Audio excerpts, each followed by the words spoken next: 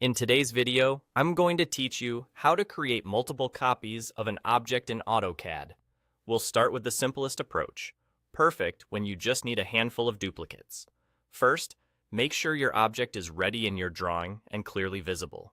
Select it so you know exactly what you're copying, then copy it once and paste it as many times as you need.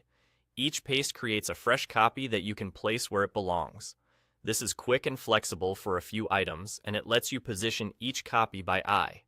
If your layout is casual or you're experimenting with placement, this method keeps things fast and easy. Now, when you need a clean grid of copies, something organized into rows and columns, the Array tool is the way to go. Start by selecting the object you want to duplicate. With it selected, type Array on your keyboard and press the spacebar. This brings up the array options. Choose Rectangular Array. You'll see a live preview that shows how your object will repeat in a grid. From here, set the number of rows and columns you want.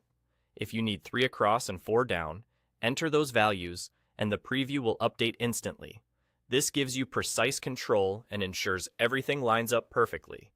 You can also fine-tune spacing between rows and columns if you want consistent distances, which is especially helpful for patterns, panels, or evenly spaced components. Once the rows and columns look right, you're done. The array places all the copies for you, perfectly aligned.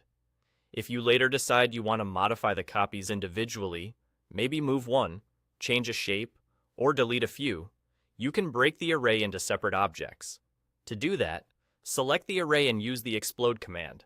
After exploding, each item becomes an independent object that you can edit, move, or erase without affecting the others.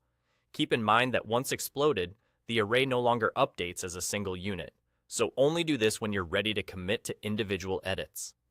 To recap the workflow, use Simple Paste for a few quick duplicates and a more freeform layout, and use a rectangular array when you need a structured grid with exact counts for rows and columns. Then, only if needed, explode the array to regain individual control. That's all. With these two approaches, you can create multiple copies efficiently, keep your drawings organized, and stay in control of your layout from start to finish.